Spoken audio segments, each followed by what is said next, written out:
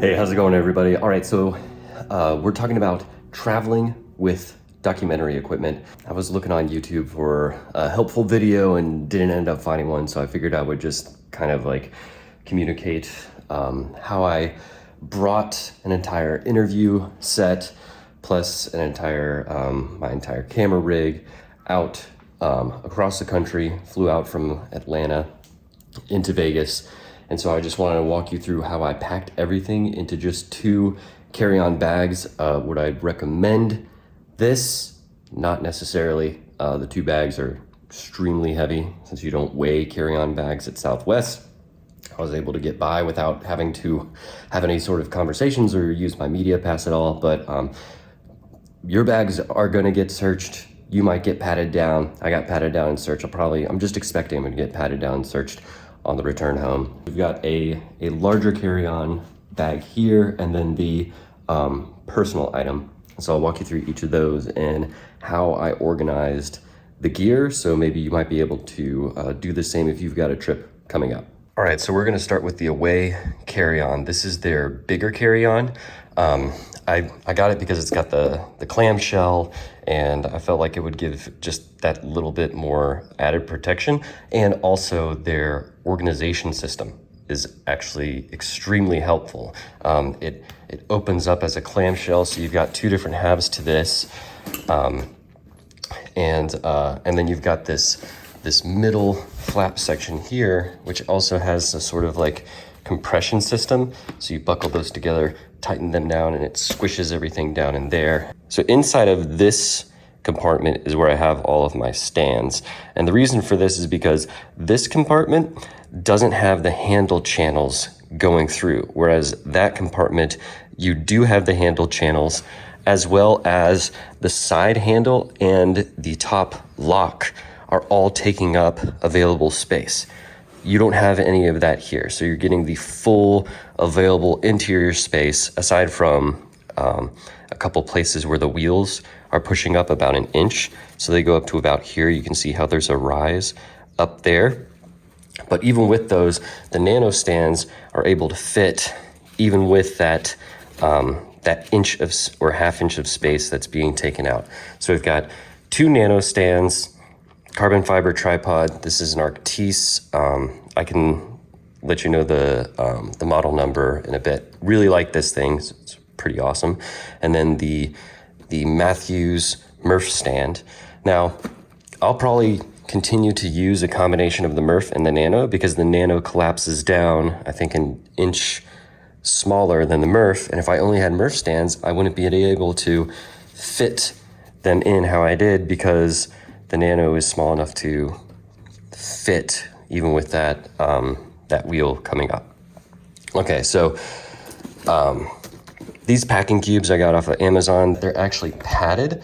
They come with dividers and they hold their shape. So they're not those soft, flimsy packing cubes, which take whatever shape you put inside of it. These actually hold their shape. And I feel like things that hold their shape, you're able to cram a little bit more in, depending on what you're actually trying to fit in. And it's giving it that little bit added protection because what we only have here is just a little soft, hard shell. So I've got the Sennheiser AVX system inside of here. And then on this side, I've got the charger mount, some tape, some moleskin, some moleskin, and then I got some alcohol pads to wipe off the sticky stuff that'll get on the lavalier mic. And then up top we have the lavalier mic and then the charger, and so those all fit inside of here. So continuing on, it's just a bunch of extension cables, charging cables. This is my audio recorder, DRO5 Tascam. Just some more cables. Inside there is a low pro camera bag, and I have shoved in there my SE7 and the ML50. Is that what it's called? The Amaran, the small waterproof Amaran light. Ended up not needing it for the interview, but it still was okay. Nice to have. Not sure if I would bring it for next time. Probably would. The goal here when you're packing your stuff, your gear, into these bags is to leave no space unused. You're wanting to cram things into every single space. So you'll notice that I've got like a lot of like opening gaps still left inside of here. That's where I'm gonna cram my clothes into. I was only here for Monday, Tuesday, Wednesday, leaving today. So I was only technically here for 3 days. I didn't really have many clothes. I didn't need many toiletries at all. And I'll show you my toiletry tricks for really reducing the amount of size that will take. But I just crammed my clothes into these open channels because you really don't have any room for clothing or toiletries after you cram all your gear into the suitcase. And so you've got this flap and it just covers up and zips up like this. And then, but before I would zip that up, I would cram in the clothes. You don't want to put too much stress on this part because this is just a mesh material. So I'll show you something that I've got to help reduce the amount of overall stress that you're putting onto the suitcase.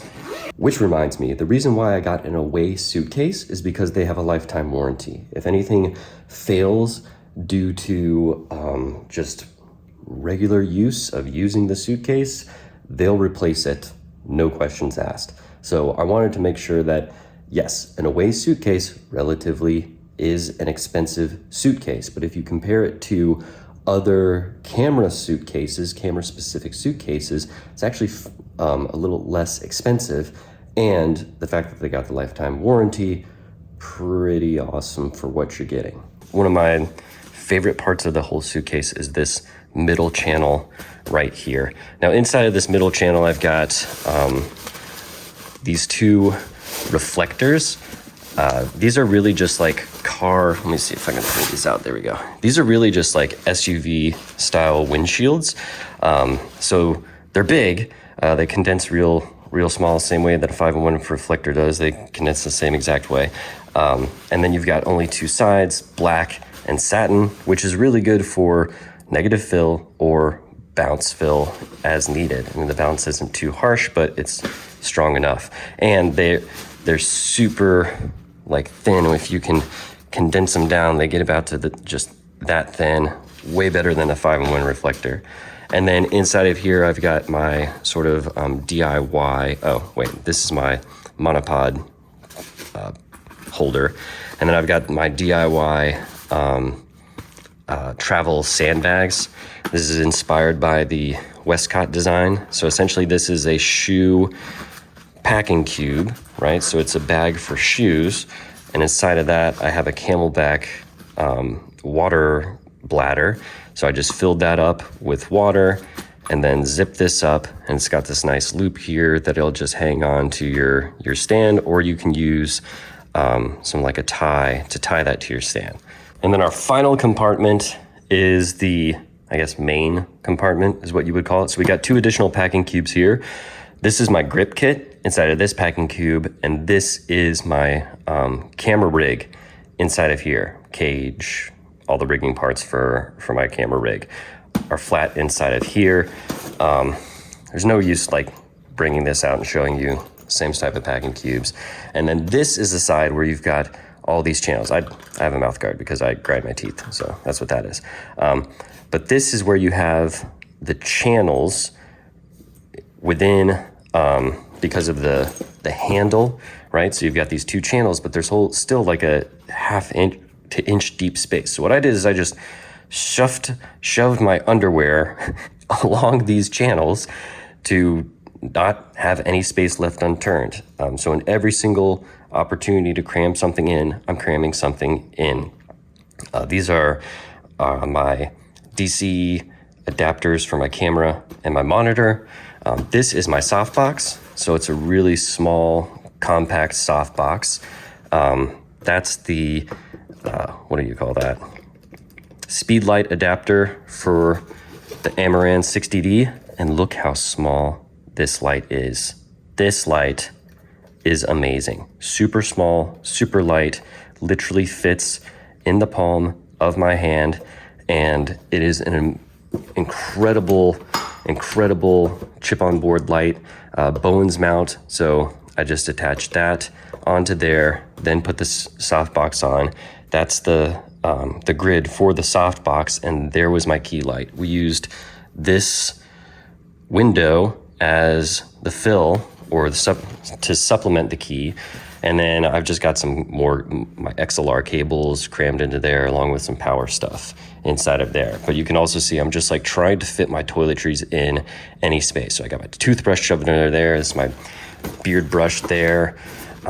Just leave no space unused. And then this bag is the Think Tank Airport Essentials. It's pretty good. There's some things I don't like about it, but there's a lot of things that I do like about it.